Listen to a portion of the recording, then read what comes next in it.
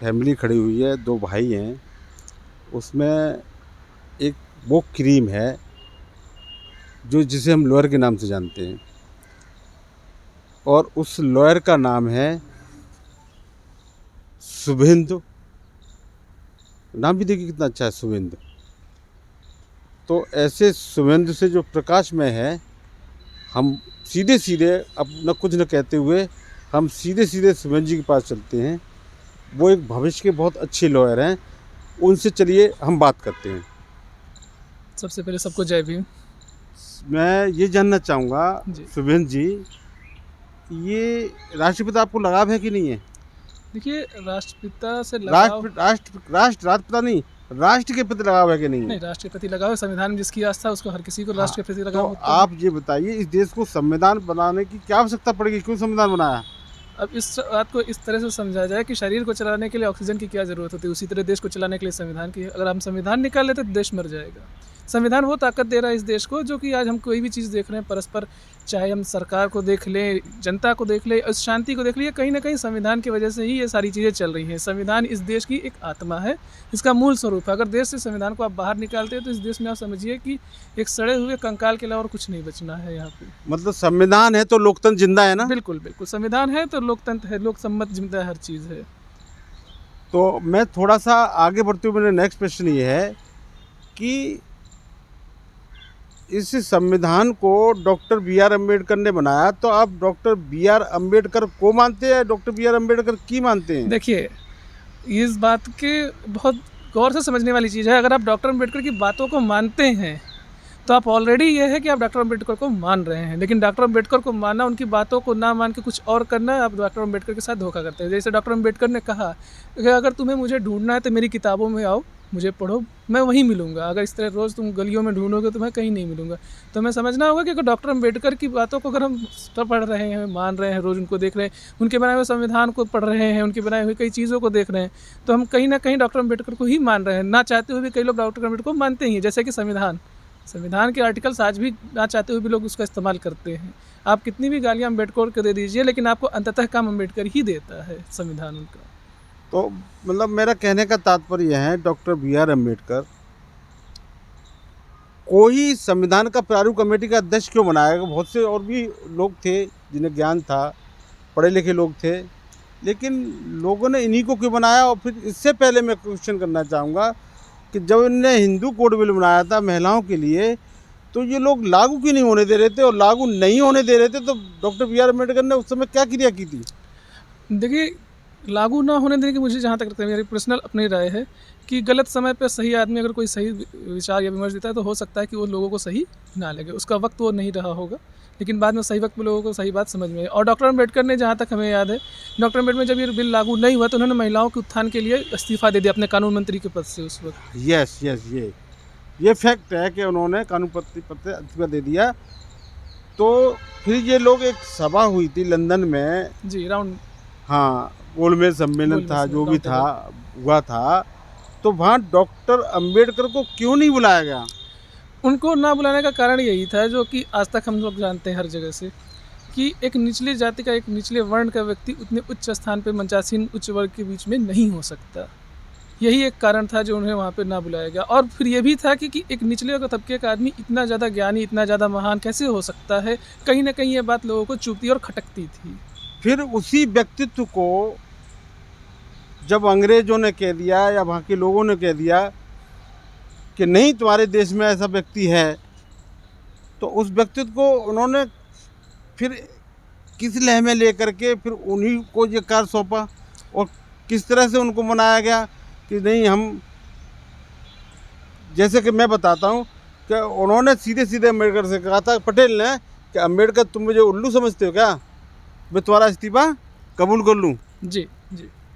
तो ये बात लंदन में जब उनको नहीं भेजा गया, फिर लंदन में ही उनको बुलाया गया, और पटेल और नेहरू जब गए थे लंदन, तो वो क्यों गए थे, किस लिए गए थे, थोड़ा सा उन्होंने लंदन वालों ने, गोरों ने ये जरूर कहा था कि देश तो हम आज़ाद कर आए, उसको चलाओगे कैसे? जी जी। गोलमेज सम्मेलन, जो भी सम्मेलन हुआ था, उसमें बाबा साहब को नहीं बुलाया था, माउंटबेटन के पास गए तो माउंटबेटन ने क्या कहा था? माउंटबेटन ने कहा कि तुम्हारे ही देश में एक बहुत पढ़ा लिखा विद्वान आदमी है, उसकी जाके मदद लो। वो थे डॉक्टर अम्बेडकर। क्योंकि जितनी भी हम देखते हैं कि कानून की समझ उनको उस वक्त थी, उस वक्त के और किसी को उस तरह की समझ नहीं थी। और कोलंबिया यूनिवर्सिटी से उन्होंने पढ़ाई की कानून के विषयों में, DSc और कितनी तमाम 32 डिग्रियाँ उनके पास थी। उतना पढ़ा लिखा आदमी अगर कोई चीज़ बनाएगा तो कितनी भाषा के ज्ञाता थे वो?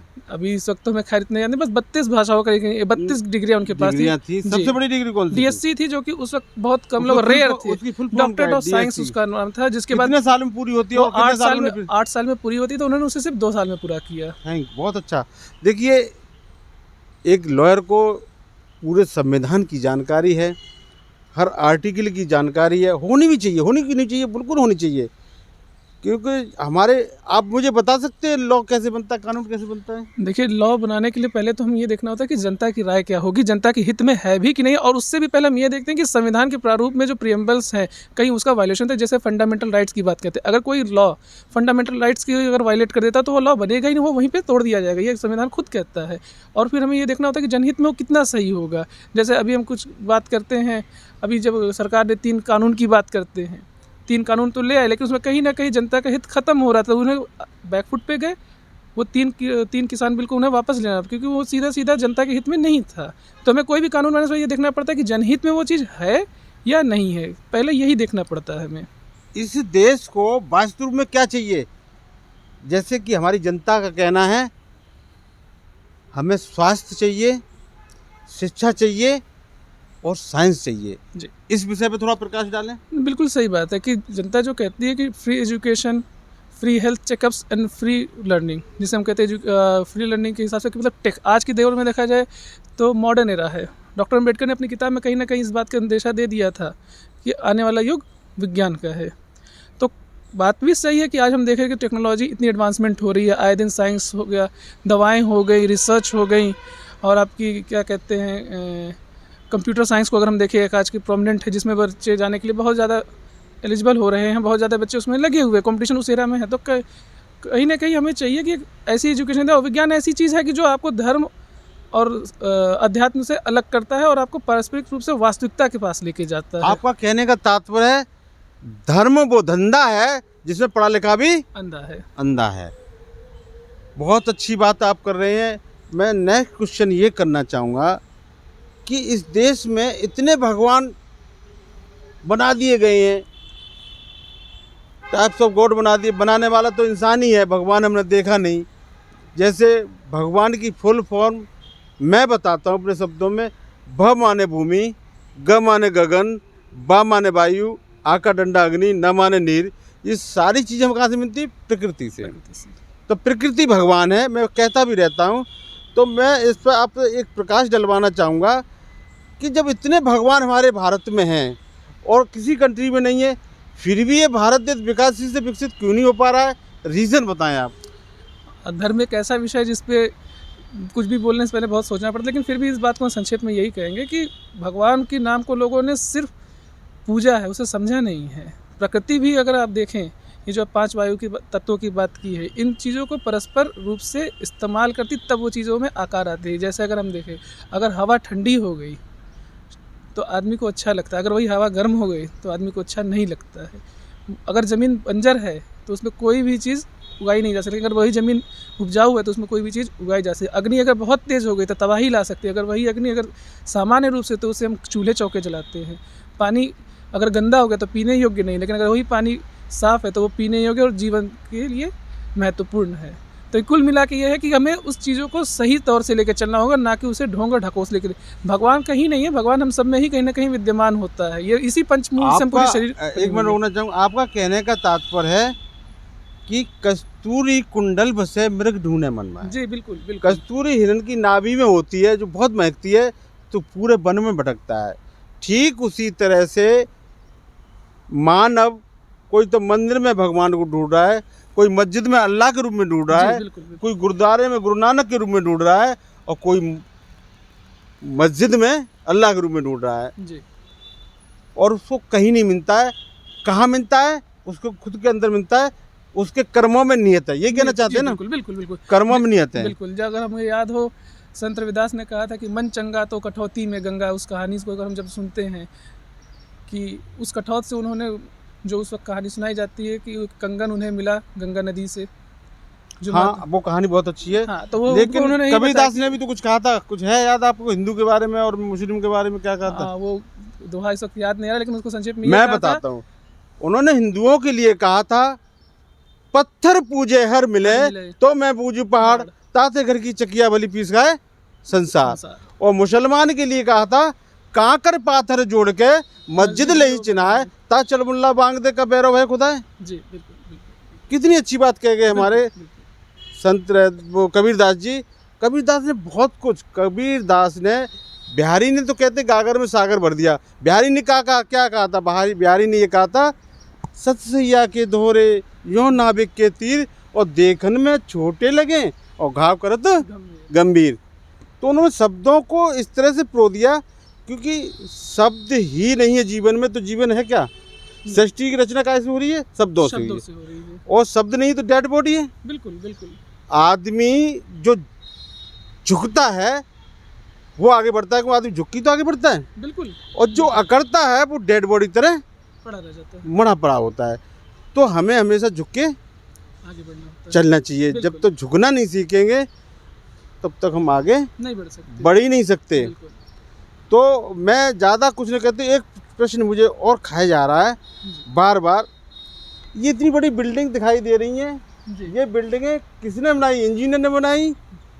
किसने बनाई है, या एक मजदूर ने बनाई? देखिए, डिज़ाइन तो हमेशा इंजीनियर ही बनाता है, लेकिन इसको जब हकीकत में बनाने के लिए मजदूर ही चाहिए। फिर उसके हाथ क्यों काट दिए जाते हैं? अब ये एक विषय हो सकता है किसी को, क्योंकि क्या होता है कि जो लोग कुछ चीज़ें बनाते हैं वो नहीं चाहते कि कोई उसकी नकल करे या कोई और वैसा बना सके, या उस चीज़ों को सस्ते में तैयार की जा सके। अगर मज़दूर को डिज़ाइन पता हो गया, मज़दूर को सारे उसके आर्टिफैक्ट का पता हो गया कि कहाँ पे, उसको ब्लूप्रिंट का पता हो गया, तो कहीं ना कहीं वो उसको चीज़ें सस्ते में बना देगा। तो कोई अपनी टेक्नोलॉजी को नहीं चाहेगा कि ये सस्ते हाथों में जाए या उसकी टेक्नोलॉजी का कोई इस्तेमाल करके उससे ज़्यादा मुनाफे करें, क्योंकि वो तो बनाएंगे, सीधी बात है कि उनका हाई परसेंटेज होगा। मज़दूर बनाएगा, पक्का है कि उससे आधे दाम में बना देगा, तो कहीं ना कहीं उनको नुकसान होता है। तो इसलिए उन लोगों के हाथ काटे जाते हैं या उन लोगों को प्रताड़ित किया जाता है, उन लोगों को काम से निकाल दिया जाता है। मैं एक लास्ट प्रश्न आपसे करना चाहूँगा। इससे भारत राष्ट्र को विशाल विकसित करने के लिए हमें किस चीज़, देखिए एक मैं बात ज़रूर कहूँगा, कहता रहता हूँ, ना तो सरस्वती गलत है, ना ये सारी चीज़ें इसलिए बनाई गई थी, इसलिए बनाई, कर्म को याद दिलाने के लिए गाई गई थी। लेकिन कुछ अज्ञानी लोगों ने इसको मैनिपुलेट करके धंधा बना दिया। गलत नहीं है ये, कोई स्टैचू है, कोई पौधा है, ये सब कर्म को याद दिलाते हैं। तो कर्म को याद करके आप पढ़ें। जैसे उदाहरण के तौर पर अभी मैं प्रश्न करता हूँ आपसे कि 2 घंटियाँ बजती हैं सुबह सुबह, एक मंदिर की बजती है, एक विद्यालय मदरसा की बजती है, ठीक है। एक मदरसा जब मैंने नाम लिया तो एक मस्जिद में एक आवाज़ आती है। तो आप अपने बच्चे को, अपने भाई को विद्यालय, यूनिवर्सिटी या मदरसा या मस्जिद या मतलब मंदिर भेजना पसंद करेंगे? कहाँ भेजना पसंद करेंगे और क्यों? हम उससे पहली बात है कि विद्यालय ही भेजना पसंद करेंगे, क्योंकि बदलते युग के हिसाब से अगर हम देखें, education is a most important thing. Doctor Ambedkar ने था कि शिक्षा वो शेरनी का दूध है जो पिएगा वो दहाड़ेगा। तो इस बात को हम ये समझते हैं कि अगर आज के डेट में आपके पास एजुकेशन नहीं तो आप एक अच्छे नागरिक नहीं बन सकते हैं। धर्म ठीक है, धर्म एक किसी का पर्सनल मसला हो सकता है, हम उस पर टिप्पणी नहीं करेंगे, क्योंकि हर किसी के अपने अपने मानने बिलीव्स होते हैं और नॉन बिलीव्स होते हैं। लेकिन एजुकेशन सबके लिए ज़रूरी है। एजुकेशन अगर आपको है तो आपको सही गलत का अंदेशा बहुत अच्छा होता है। यूनिफॉर्मिटी का पता होता है कि सबके लिए क्या सही और सबके लिए क्या गलत है, क्योंकि धर्म किसी न किसी एक तरफ देखते हैं तो वो कुछ ना कुछ ऐसी चीज़ें ज़रूर निकालता है जो ना धर्म, एक मिनट, धर्म जोड़ने की बात करता है तोड़ने की? अब इस पे हम ना ही बोले तो अच्छा है। जोड़ने की बात करता है धर्म, हमेशा जोड़ने की। लेकिन ग्रे बात शेड है करना। ये, इसमें कहीं ना कहीं अगर हम देखें कुछ चीज़ें ऐसी हैं जो देखिए, कभी जोड़ती हैं, कुछ चीज़ें ऐसी हैं जो कहीं ना कहीं तोड़ती हैं। बहुत अच्छी बात कही। ये डिपेंड करता है इंसान की सोच पर। बुद्ध ने कहा है आदमी जैसा सोचता है ना वैसा बन जाता है। मान लो मैं पत्रकार का चश्मा पहन लिया तो सामने वाला मुझे पत्रकार ही दिखाई देगा। मैंने डॉक्टर का चश्मा पहन लिया, डॉक्टर भी चश्मा पहन लिया तो सामने डॉक्टर ही दिखाई देगा। मैंने एक बैड एलिमेंट का चश्मा पहन लिया, बैड एलिमेंट, तो हमारा चश्मा कैसा होना चाहिए? ट्रांसपेरेंट। बबूल का पेड़ है तो बबूल का पेड़ ही दिखाई दिखाई देना चाहिए। तो इसी ट्रांसपेरेंसी के साथ मैं अपने शब्दों को विराम देता हूँ। और जो जहाँ तक मेरी आवाज़ पहुँच रही है, और मैं आपको आशीर्वाद देते हुए मैं यही कहूँगा, आप बहुत आगे तक बढ़ें, बहुत आगे तक जाएं। मुझे बहुत अच्छा लगा आपसे बात करके और मैं बहुत खुश हूँ। और यहीं पे मैं अपने शब्दों को विराम देता हूँ। जहाँ तक मेरी आवाज़ पहुँची, सभी से मेरा नमन बंदन करते हुए सादर साधुवाद, साधुवाद, साधुवाद।